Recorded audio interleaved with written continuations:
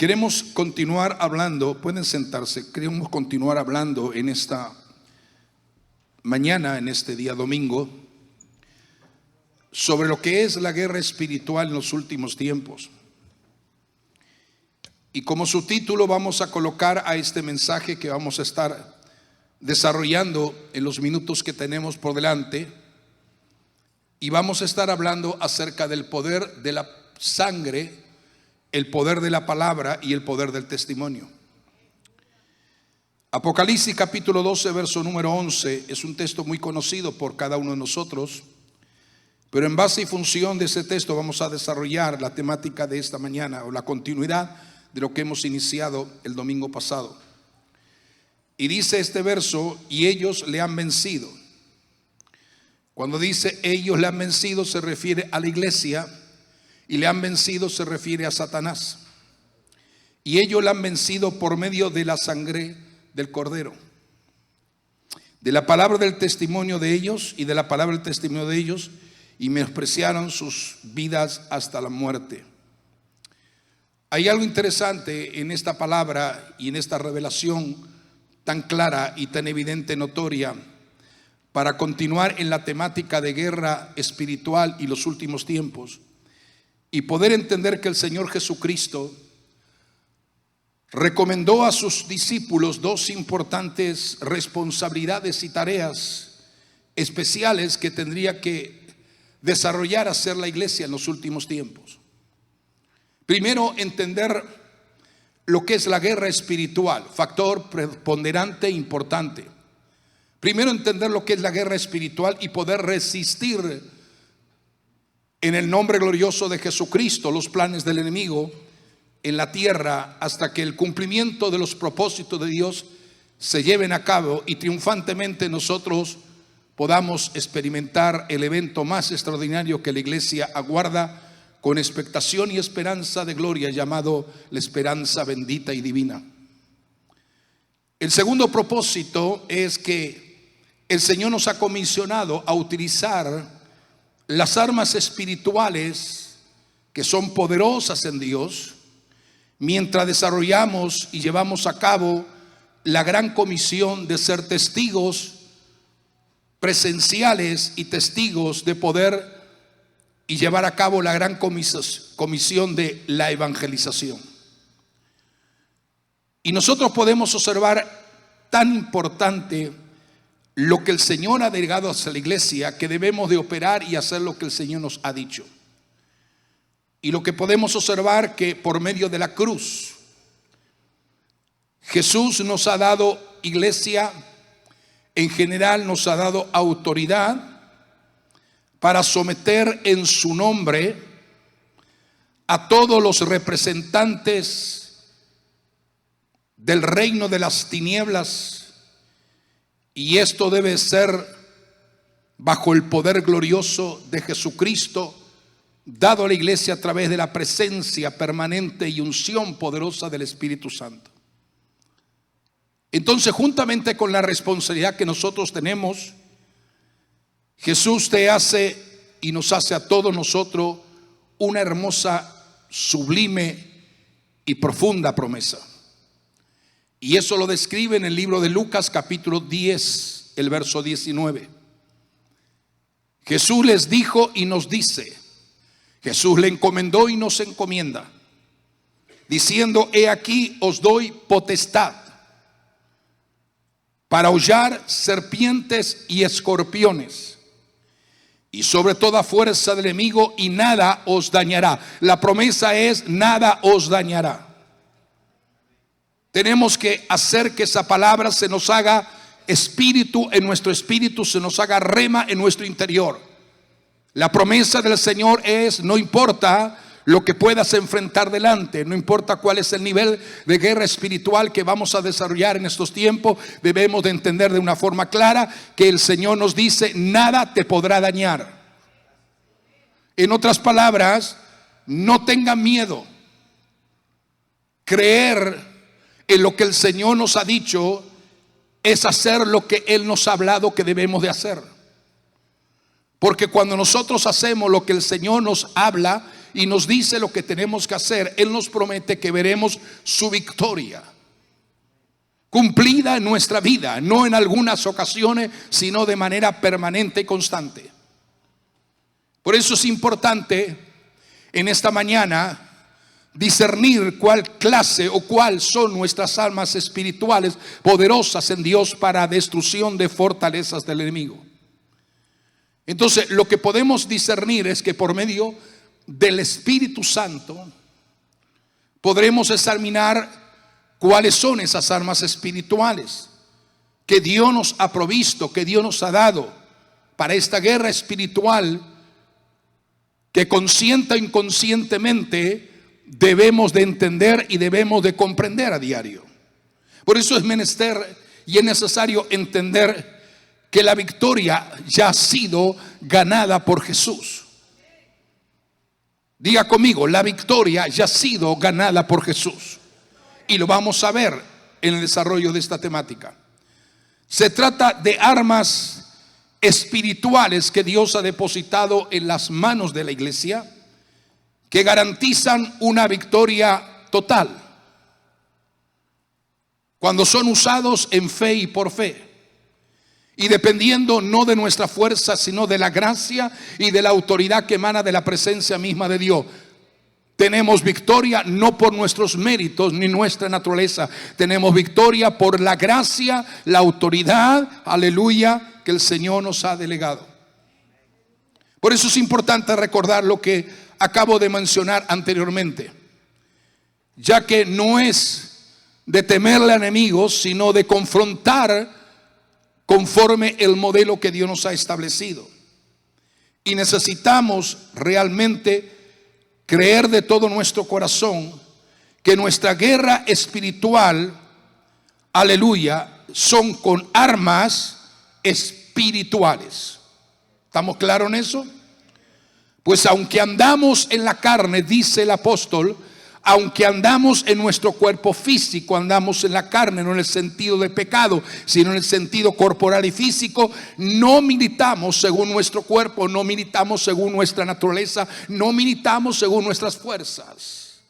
Porque las armas de nuestra milicia, las armas de nuestra guerra espiritual, no son carnales, sino poderosas en Dios para destrucción de fortalezas, derribando argumentos y toda altivez que se levanta contra el conocimiento de Dios y llevando cautivo todo pensamiento a la sujeción y obediencia de Cristo.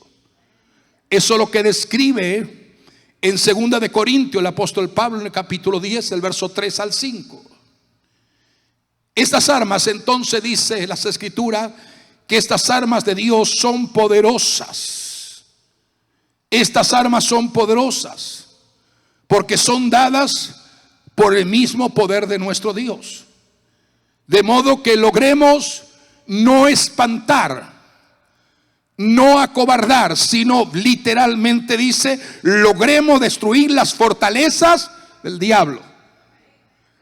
Destruir es algo imperativo, destruir es una acción de victoria plena. No es que vamos a espantar, sino que en el nombre de Jesús y con las armas espirituales podemos destruir las fortalezas. Observe con detenimiento lo que la Biblia está mencionando y nos dice con referencia a esto. Es que no estemos en una posición defensiva, porque hay muchísimos creyentes que siempre están en una posición de defensa. Si yo no me meto con el diablo no va a hacer nada conmigo, no se va a meter conmigo. No es esa la verdad. Aunque tú trates de ignorarlo, él trata de siempre agriarte la vida o de molestarte o intentar crear en ti un estado de duda y de inseguridad. O sea, no podemos en guerra espiritual estar en una posición defensiva, sino en una posición ofensiva, una posición de ataque. Debemos de estar dispuestos a avanzar para destruir las fortalezas del enemigo. Donde el diablo levante una fortaleza, un lugar alto, un lugar de orgullo, arrogancia, que promueve y prepondera su reino y logra sus pretensiones infernales y demoníacas, ahí podemos enfrentar cualquier esfuerzo del enemigo con las armas que Dios nos ha dado, y con ella destruir sus fortalezas y sus maquinaciones. Tú no puedes entrar en una guerra espiritual si antes de entrar ya estás temblando. Es de que reconocer que esta guerra no se libra, repito, de una forma considerable para entender el plan y el propósito de Dios. Esta guerra no se libra en el ámbito carnal, material o natural. Nuestras armas tampoco son carnales ni materiales. Diga conmigo, son espirituales. Entonces, estamos hablando de un arsenal de armas espirituales apropiadas para una guerra espiritual. Hay muchas armas espirituales que Dios ha depositado en nuestras manos, y alabo y glorifico al Señor por ello. Cuando nosotros podemos observar en los versos que acabamos de mencionar, el apóstol Pablo, escribiendo a los Corintios, afirma que por medio de estas armas podemos derribar toda altivez que se levanta contra el conocimiento de Dios. Podemos derribarlo. No dice que lo podemos conmover, lo podemos derribar. Y esta es una poderosa afirmación en la que tenemos que apropiarnos, en la que tenemos que ser, aleluya, realmente dependiente de Dios para lograr esto. Porque esta es una poderosa afirmación que deberíamos de releer y de releer y de releer hasta que se nos haga vida y se nos haga rema en nuestro interior.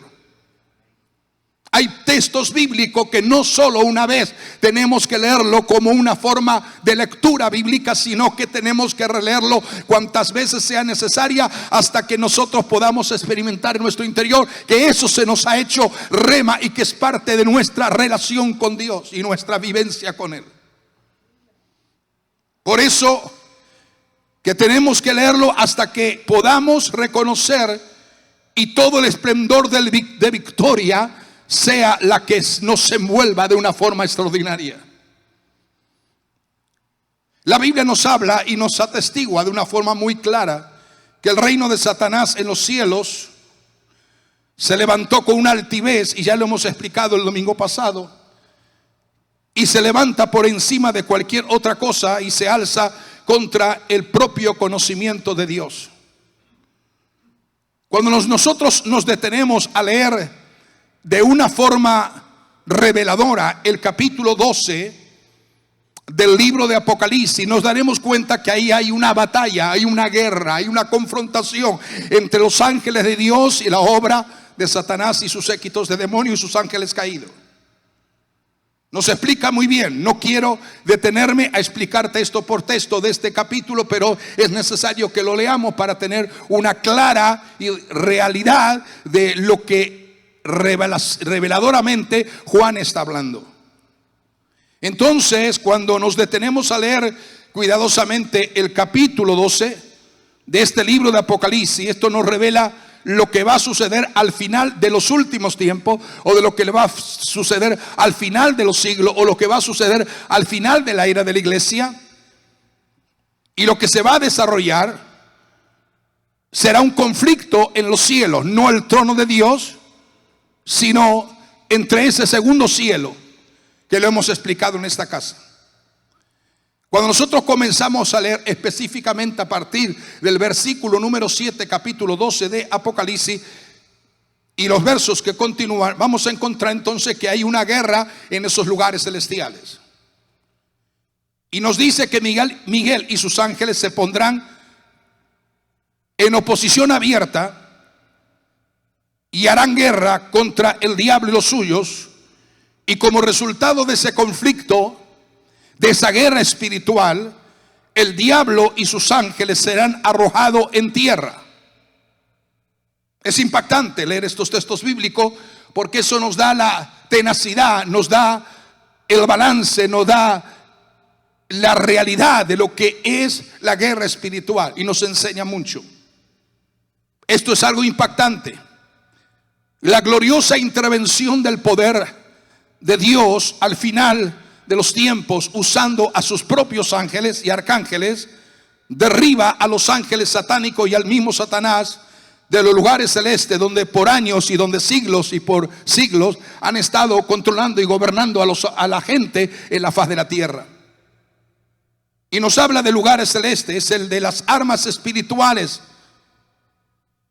usados también hoy por los creyentes en la tierra. O sea, cuando nosotros tomamos armas espirituales poderosas en Dios, es para derribar, es decir, nos ponemos de acuerdo con la voluntad de Dios. ¿Cuál es la voluntad de Dios? Derribar a plena fracaso, derribar a total derrota el poder de Satanás y de los demonios. Cuando tú oras y haces guerra espiritual, te pones de acuerdo con la dimensión o con la realidad del trono de la gloria del Dios a quien tú y yo servimos, porque ya Dios tiene asignado ángeles específicos para desplomar a Satanás y a sus séquitos de demonios y ángeles caídos de ese segundo cielo y arrojarlo en la tierra y luego al lugar eterno de condenación y muerte. Por eso que Dios ha provisto armas maravillosas. Pero quiero enfocarme en este mensaje, en una continuidad que seguiremos haciendo. Quiero enfatizar y enfocarme especialmente en 3 armas poderosas según el relato del libro de Apocalipsis 12:11. No porque sean las únicas, porque ya podemos nombrar y tenemos muchas otras armas, pero estas son armas poderosísimas. Y enseña que las armas espirituales que debemos de utilizar nosotros los creyentes en la tierra, si usamos esas armas espirituales que Dios nos está revelando, podemos vencer a Satanás por medio de 3 cosas interesantes. Ellos le han vencido. ¿Quiénes? ¿Quiénes son ellos? ¿Quiénes son ellos? Nosotros, la iglesia de Cristo. Esos son ellos. Si nosotros leemos todo el capítulo, tendremos una clara revelación y entendimiento de que uno es la intervención de los ángeles, arcángeles y ángeles de Dios. Pero ahí ahora ya está incluyendo la iglesia y dice, ellos le han vencido. O sea, a Satanás por medio de algo. Primero, la sangre del Cordero. Cuánta verdad y cuánta revelación contiene esta maravillosa declaración de Dios mostrada a Juan. Ellos le han vencido por medio de la sangre del Cordero. Segundo, aunque está unido, debemos de entender y comprender lo que eso significa. Y de la palabra, del testimonio de ellos, y menospreciaron o despreciaron sus vidas hasta la muerte. El Cordero aquí es el mismo Cordero de Dios que quita el pecado del mundo, tal como lo describió Juan en el capítulo 1, verso 29 de Juan. He ahí el Cordero de Dios que quita el pecado del mundo. Ese Cordero de Dios es el que tiene poder, porque la sangre vertida por ese Cordero expone en vergüenza, aleluya, y en derrota total a Satanás y a sus demonios. La muerte del Hijo de Dios es el hecho más glorioso, más sublime, más grandioso que revela la palabra del Señor, la sangre del Cordero. Y esta muerte es el punto vital por la cual se ejerce el poder del evangelio y la autoridad de Dios a la iglesia. La muerte de Cristo es la muerte del pecado, la derrota de Satanás. Por lo tanto, nuestra vida es una vida que nos denota esperanza y la certeza de que el Cordero de Dios pudo plenamente alcanzar victoria en la cruz. Entonces, en vez de creer, iglesia, a esto que te estamos hablando o a esto que la Biblia nos está comunicando, debemos de creer que Satanás está vencido, literalmente vencido.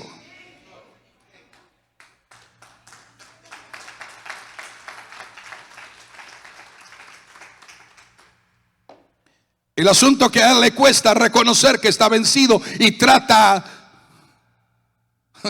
de seguir de alguna manera engañando. Debes creer entonces que está literalmente vencido, verdaderamente, por medio de la muerte del Cordero de Dios que quita el pecado del mundo. O sea, es un amigo derrotado. Es un enemigo derrotado. Es un enemigo derrotado. No es un amigo, es un enemigo derrotado. Por la fe. Así que debemos de aceptar la victoria del Señor como nuestra parte de victoria, porque el triunfo, aleluya, de Él, aleluya, es el triunfo de la iglesia. Su victoria, iglesia, la victoria del Cordero, fue la victoria de todos los que están en Cristo Jesús, Señor nuestro, aleluya. O sea, cuando el acusador haya terminado su exposición, cuando el acusador haya terminado su labor y agravado quizás todo lo que se llama engaño tras engaño, ninguno de nosotros nos avergonzaremos de presentarnos ante la presencia de Dios, porque Él es nuestro mediador eterno. O sea, tenemos que entender en este momento que yo tengo un abogado y tú tienes un abogado por excelencia, un mediador divino. Porque muchas veces la gente dice solamente el enemigo es el acusador. No, no, el que tiene efecto en el cielo para anular todo tipo de acusación es nuestro mediador eterno. Y Jesús es mi mediador. Aboga por mí continuamente, media por mí continuamente, media por ti continuamente. Está intercediendo y está abogando por ti continuamente, día a día, momento a momento.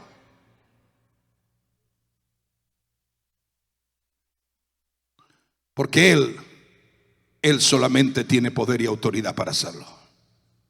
Entonces, miremos esto. Porque vamos a tomar una referencia muy profética con relación a esto que estamos hablando. En la cruz Él pagó todas nuestras cuentas. Diga conmigo, en la cruz Él pagó todas mis deudas con la justicia de Dios, y somos libres para siempre. La sangre del Cordero acalló para siempre la voz del dragón. En las regiones celestes, aleluya, Él ha sufrido la derrota más terrible y más amplia, total, gracias a la vida, a la muerte y a la resurrección de Jesucristo de entre los muertos. O sea, allí se consumió lo que se llama bíblica, escrituralmente, la verdadera, total y plena expiación de la humanidad. La paz de Dios, aleluya, en el trono de Dios lo que reina es la vida y es la paz y es la eternidad.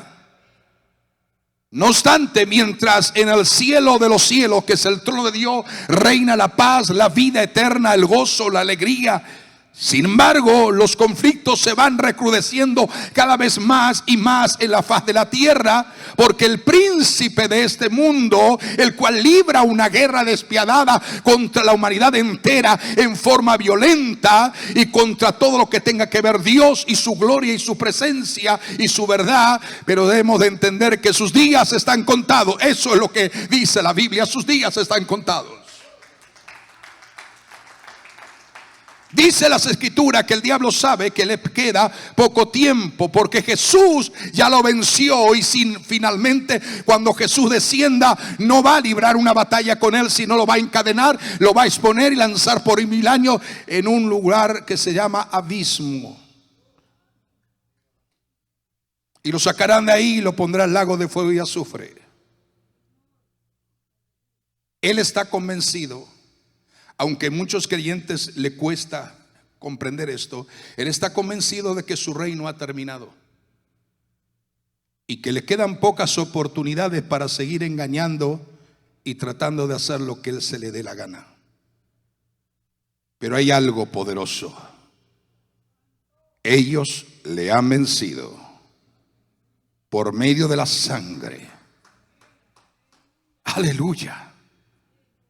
También el poder de la palabra y el testimonio de ellas. Entonces, lo que podemos observar claramente, que las tres cosas están conectadas, están centradas. Y es evidente, iglesia amada, y quiero que entienda esto como un principio de arma espiritual. Es evidente que tenemos que testificar personalmente de lo que la palabra dice acerca de la sangre y lo que la sangre hace a favor del ser humano. Es la sangre virtuosa, pura y santa que Jesús derramó en la cruz. Testificar en un acto personal, testificar a una persona esta activa verdad que el poder de la sangre limpia toda condición del pecado en el hombre. Si no testificamos a la gente, no tendrá ningún resultado. Nuestro testimonio personal es el acto que pone en marcha, que pone en activación el proceso y lleva a la derrota a Satanás. Porque cada hombre y mujer arrepentido de verdad y lavado por la sangre del Cordero, aleluya, entra a ser parte de las filas de aquellos que le han vencido por medio de la sangre del Cordero. Creo que por muchas veces experimentamos una clase de posición especial cuando empezamos a testificar. Iglesia, no me cansaré de repetir, aún en el momento cuando seamos llevados a la eternidad con Dios, pero hasta ese momento no nos cansaremos de repetir: tienes que testificar de Cristo, y te voy a demostrar por la palabra por qué tienes que testificar del Señor. Y si no lo haces, entonces estás realmente cometiendo uno de los errores más graves dentro de los planes divinos de Dios. Estos no son para algunos. El diablo no se molesta por cualquier cosa que uno pueda llegar a pensar. Pero cuando tú comienzas a testificar de la palabra de Dios, ahí sí que el diablo se molesta. El sábado pasado era, ¿no?, que teníamos el plan para evangelismo. ¿Sí? ¿El sábado pasado fue? ¿O el otro sábado? ¿Cuándo fue? El sábado pasado, antepasado, bueno. Pero el asunto es que eso no se canceló, se postergó para otra fecha, pero tenemos que reactivar esa fecha inmediatamente. Porque no se cancela. El evangelismo no puede cancelarse. El evangelismo, aleluya, hay que hacerlo. Y esto es maravilloso, eso demarca en nuestra vida. Y vamos a demostrar bíblicamente para que usted despierte ante la realidad de esta maravillosa revelación. Cuando te pones a compartir el mensaje del poder y de lo que es la sangre de Cristo que limpia el pecado de los seres humanos, el enemigo buscará hacer todo lo que pueda para evitar que tú declares lo que dice la palabra de Dios allá afuera, a la gente afuera. Porque al testificar, tú haces que esas armas espirituales comiencen a golpear las estructuras de las fortalezas de Satanás. El significado de la sangre del Cordero lo ilustra muy clara y evidentemente notorio el pasaje del Antiguo Testamento. El primer pensamiento que viene a nuestra mente en esta mañana, a la mente de un judío o de un hebreo que está familiarizado con la Torá o el Antiguo Testamento, es la palabra sangre del Cordero. Es lo primero que viene a su mente, la palabra sangre del Cordero. Porque conoce muy bien lo que eso significa y lo que eso conmemora hasta el día de hoy, que representa la liberación de Israel de la tierra de Egipto, casa de servidumbre. Creo que el tipo más poderoso profético de la revelación acerca para entender el poder de la sangre del Cordero, el poder del sacrificio del Cordero en la Pascua, Lo vamos a encontrar mientras estudiamos el libro de Éxodo, cuando por orden de Dios Moisés habla a su siervo, Dios habla a su siervo y le da las instrucciones de lo que cada padre de familia tenía que hacer. O sea, la liberación de Israel de la esclavitud dependía de aplicar en lugares determinados la sangre de un cordero en los postes y en los dinteles de las entradas de cada casa. Eso lo describe muy bien el libro de Éxodo capítulo 12, el verso 6 en adelante. Y habla que el cordero tenía que ser escogido y tenía que ser guardado por el padre de la familia. Nadie podía matar un cordero, solo el padre. El cordero no lo podía matar ni la madre ni los hijos, lo podía matar solo el padre. Cada padre de cada familia dice: guardaréis hasta el día 14 del mes el cordero y lo sacrificarás, lo inmolarás. Lo vas a hacer y vas a hacer que su sangre se derrame. Ahora, es interesante esto, porque allí está la revelación. Dios da las instrucciones tan específicamente que nada cae en el olvido y que todo es una connotación sumamente profética. Todo lo que sucedió en el antiguo era sombra de lo que había de venir en la persona de Jesucristo y la manifestación de la iglesia. Nada sucede por casualidad, sucede por unas asignaciones divinas, por unos diseños profundos de Dios. Eso depende de entender y de comprender la verdad profética. Por eso que necesitamos entender esto. Y cuando entonces el Señor Dios poderoso le revela a Moisés para que dé instrucciones a todos los padres de familia, dice: mataréis el cordero. Y lo normal, yo he visto a mi abuela, yo he visto a mi madre, cuando era niño, matar pollos, y por regla general lo que hacen es que matan la gallina, el pollo, el animal, y su sangre es derramada ¿dónde? ¿En dónde? En la tierra, ¿sí o no? Pero aquí el Señor dice algo diferente. Vas a matar, a sacrificar el cordero, pero vas a tomar un lebrillo y vas a guardar la sangre, la vas a derramar en el lebrillo. ¿Qué le hace recordar la palabra lebrillo en el Nuevo Testamento? Vamos. ¿Qué le hace recordar la palabra lebrillo en el Nuevo Testamento? Especialmente en el ministerio de Jesús. ¿Se acuerdan ustedes? ¿Se recuerdan? El Señor está diciendo en el Antiguo Testamento, Dios a cada padre: vas a derramar la sangre del cordero en un lebrillo. El lebrillo era un recipiente de barro, no tan profundo, pero más ancho que profundo. Un lebrillo. Y en ese lebrillo vas a depositar la sangre. Entonces, bueno, y ya eso está hecho. Sacrificado el cordero, juntada la sangre, así que lo fácil es colocar el lebrillo en la entrada de la puerta de cada casa. ¿Fue así? ¿Sucedió así? No. El tercer paso que tenía que dar es tomar hisopo, que son unas hojas especiales que absorben como si fuera un pincel, pero el hisopo es algo que absorbe, y dice: y remoja ese hisopo en el lebrillo y úntalo con la sangre que hay en el lebrillo y marca el poste y los dinteles. La sangre no es eficaz mientras está guardada en el lebrillo. Los hebreos no se iban a salvar porque eran israelitas. Los hebreos no se iban a salvar porque eran descendientes de Abraham y de Jacob y de Isaac.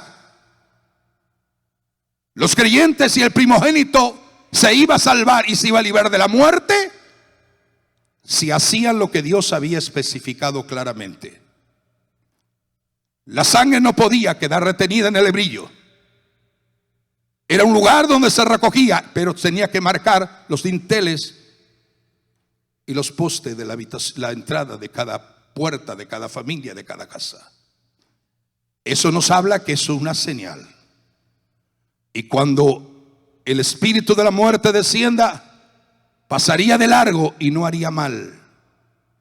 Porque si no, caso contrario, le hubiera sucedido lo mismo que le sucedió a los primogénitos de Egipto.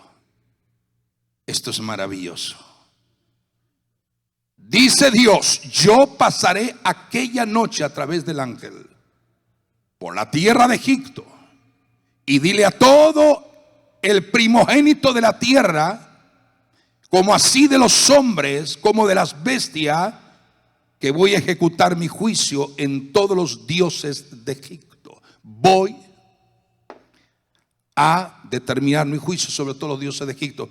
¿Y qué representan los dioses de Egipto? Los demonios, los espíritus malignos, la obra de Satanás, todo lo que tiene que ver con el mundo de las tinieblas. El testimonio de nosotros hacia la gente acerca de lo que es Jesús y lo que representa su sangre, representamos cada uno de nosotros como ese hisopo que fue empapado en sangre para marcar las casas. Y cada vez que tú testificas lo que Dios ha puesto en tu interior, lo puedes compartir con otro. Y sabes algo, vas a trasladar la sangre de Jesús al lugar donde la gente lo necesita para limpiar los pecados de aquellos que lo hacen enemistad con Dios y lo separan de su presencia. Necesitamos entender la protección y la victoria, entender la realidad espiritual y utilizar nuestro testimonio personal como algo que está dando la evidencia de que tú y yo hemos sido comprados por un precio alto que se llama la sangre del Cordero, que quitó y quita el pecado de todos aquellos que vengan a Él. Bajo el nuevo pacto, escuche bien, bajo el nuevo pacto, nuestro testimonio personal reemplaza al hisopo.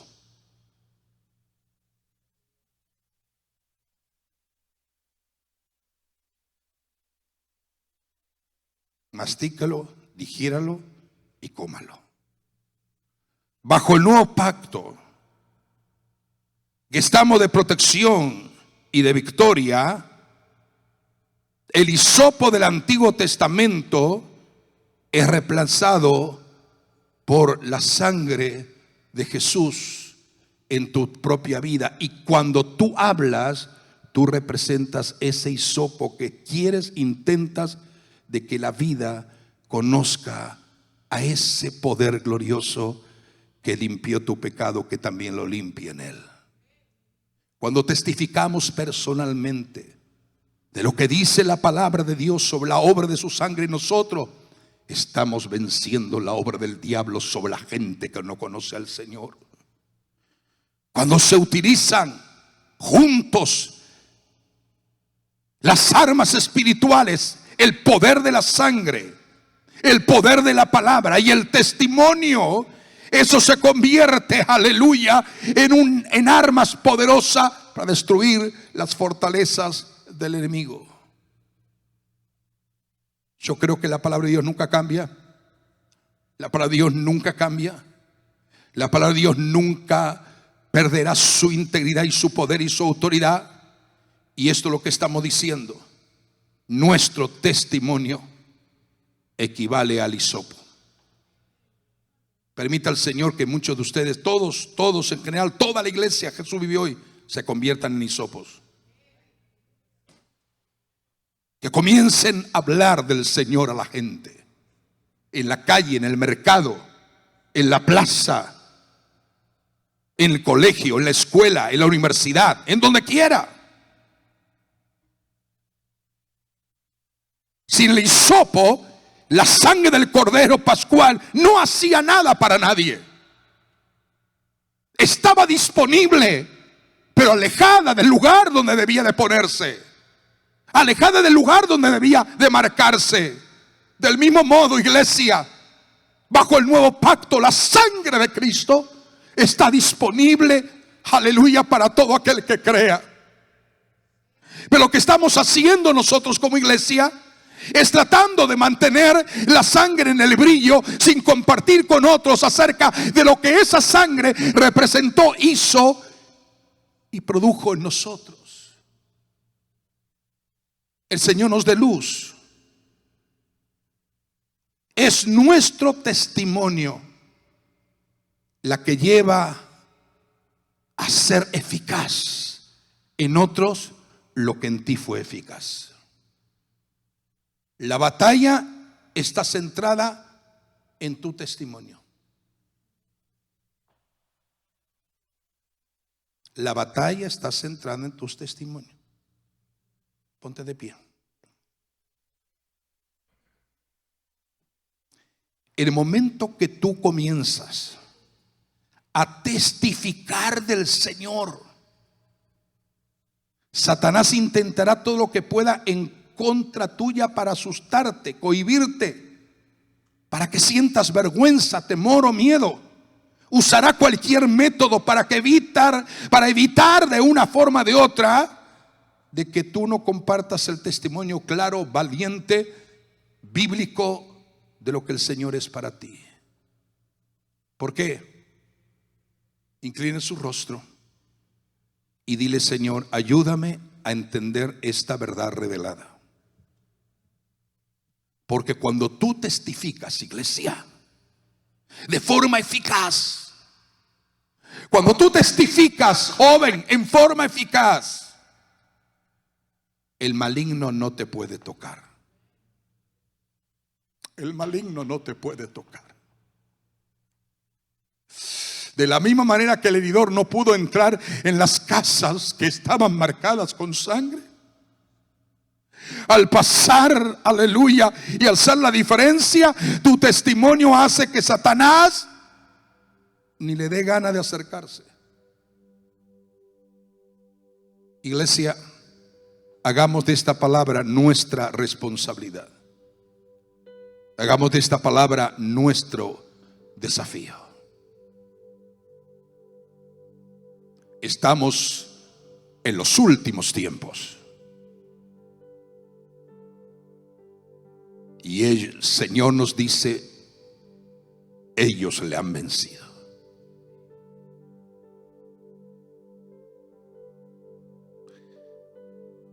Atrévete a vencer todo lo contrario.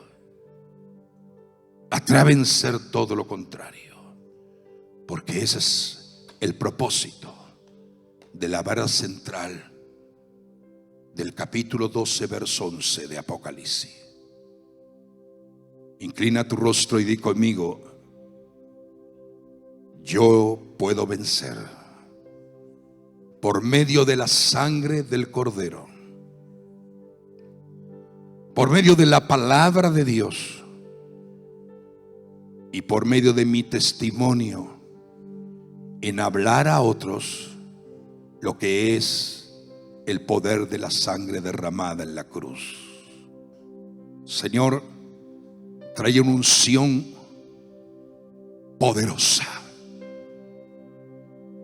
Trae una revelación en lo más profundo del espíritu de cada hombre y mujer que está en esta casa. Señor, trae una urgencia para entender que las armas espirituales poderosas en Dios se nos han dado a la iglesia para destruir las fortalezas del diablo. Señor, tú nos has revelado diferentes tipos de armas que son eficaces en el mundo espiritual.